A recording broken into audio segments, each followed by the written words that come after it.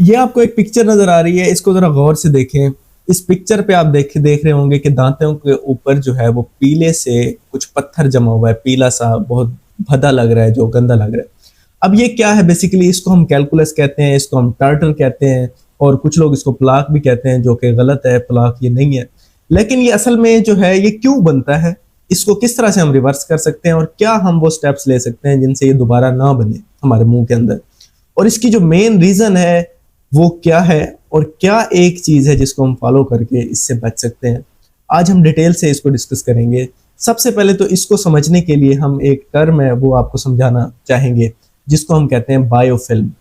Biofilm एक क्या होती है? बायोफिल्म ये होती है कि कुछ बायोलॉजिक जो बैक्टीरियाज हैं, जिनको बायो इसलिए कहा जाता है, ये बैक्टीरियाज हमारे मुंह के अंदर जो जरासीम होते हैं, जिसमें स्ट्रेप्टोकोकस म्यूटेंस है, स्टेफलोकोकस ऑरियस है, और इस तरह से कुछ और भी बैक्टीरियाज होते हैं, वो हमारे मुंह के अंदर नॉर्मली मौजूद होते हैं।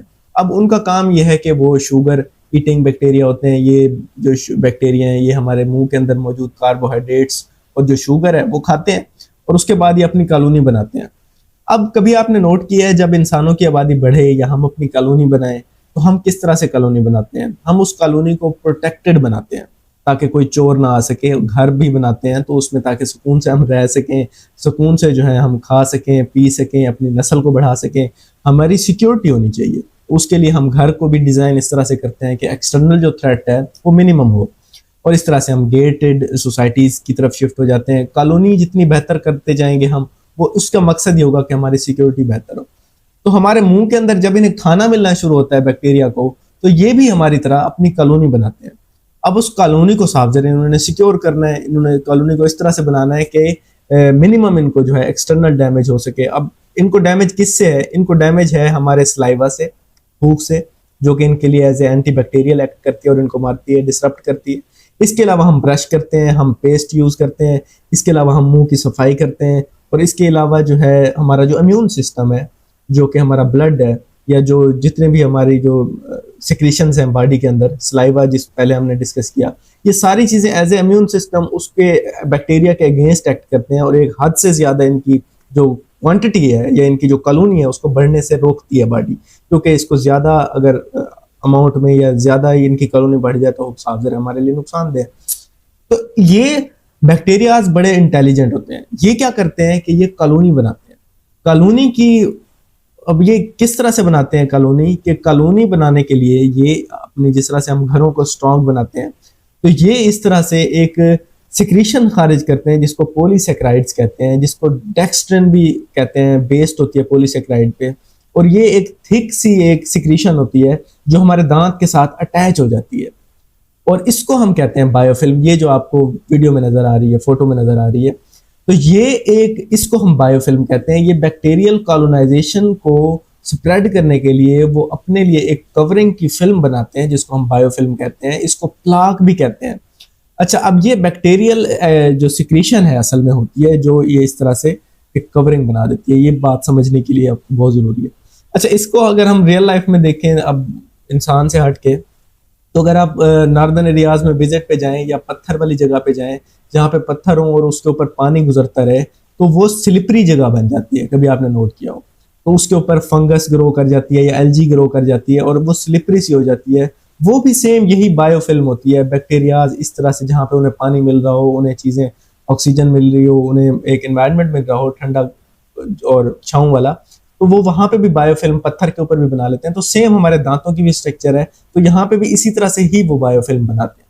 अच्छा, अब हम आगे आते हैं कि इस बायोफिल्म के बनने के बाद, अब इस बायोफिल्म के अंदर जो बैक्टीरियाज हैं वो ग्रो करते रहते हैं, ग्रो करते रहते हैं। अब वो बैक्टीरियाज साफ ज़रा आपको जंजीवाइटिस भी काज करेंगे, आपके गम्स को टच करेंगे तो इन्फ्लेम करेंगे, गम्स की सोजन होगी, जिंजिवाइटिस होगी, बाद में वो पेरियोडोंटाइटिस में या गम डिजीज में भी कन्वर्ट हो सकती है। इसके अलावा बैक्टीरियाज जब बढ़ेंगे साफ ज़रा आपको कैविटी भी लग सकती है उस जगह पे, तो आपका जो एनामल है उसकी भी स्ट्रक्चर लॉस होगा, क्योंकि एसिड सिक्रीशन होगी जब ये बैक्टीरियाज बढ़ेंगे।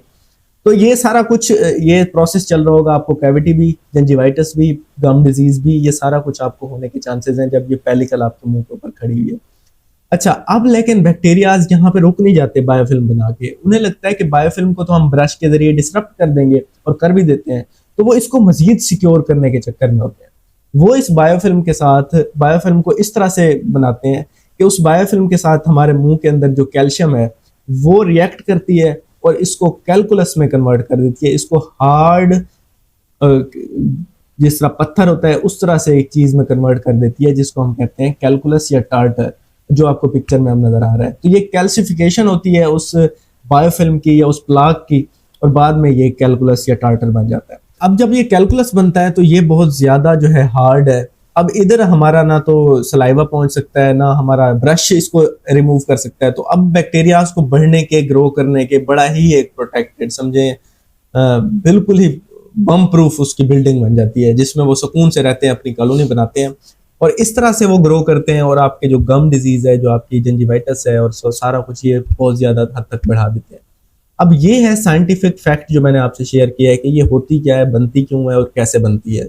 अच्छा, अब हम आते हैं कि इसको एक जो चीज़ है वो इसको बनाने में हेल्प आउट करती है, और एक चीज़ की कमी जो है वो इसको बनाने में हेल्प आउट करती है। और एक चीज़ है, एक ऐसी इंटरेस्टिंग हमारी जो फूड के अंदर मौजूद है, जिससे हम इस प्रोसेस को, सारे प्रोसेस को रिवर्स कर सकते हैं कि ये बनेंगे ही नहीं, ये कैलकुलस बनेगा ही नहीं, हम कैसे इसे अवॉइड कर सकते हैं।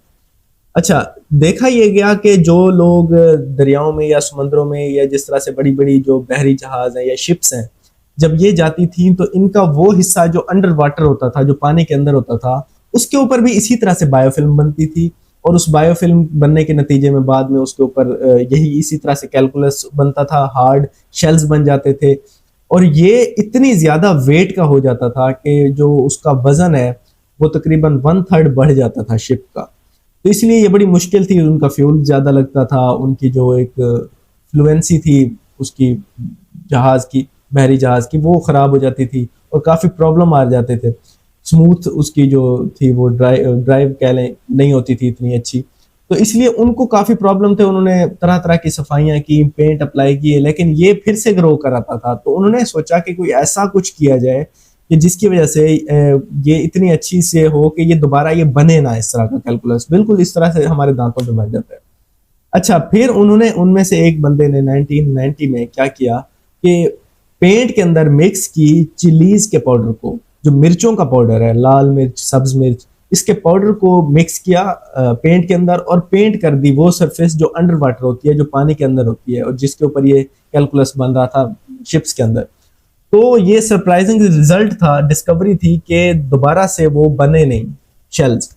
तो उन्होंने जब रिसर्च की तो पता चला कि चिलीज के अंदर जो सबसे ज्यादा अमाउंट में चीज पाई जाती है वो है विटामिन सी, जिसको साइंटिफिक नेम अगर दें तो अस्कॉर्बिक एसिड भी कहा जाता है। लेकिन विटामिन सी कम्प्लेक्स जो है वो उसका हिस्सा होता है अस्कॉर्बिक एसिड, लेकिन अस्कॉर्बिक एसिड को विटामिन सी कहा जाता है। अच्छा, अब ये विटामिन सी जो है ये इस कैलकुलस के और बायोफिल्म के बनने के अमल को रोकता है। अब हम शेयर करते हैं कि कैसे जो है वो हम इस स्टेप को, इस प्रोसेस को जो है वो इनहिबिट कर सकते हैं। ये बायोफिल्म ही नहीं बनेगी विटामिन सी की हेल्प से, तो आगे कैलकुलस तो बन ही नहीं सकता। तो सबसे जो पहला स्टेप है हम उसको डिसरप्ट करेंगे। तो विटामिन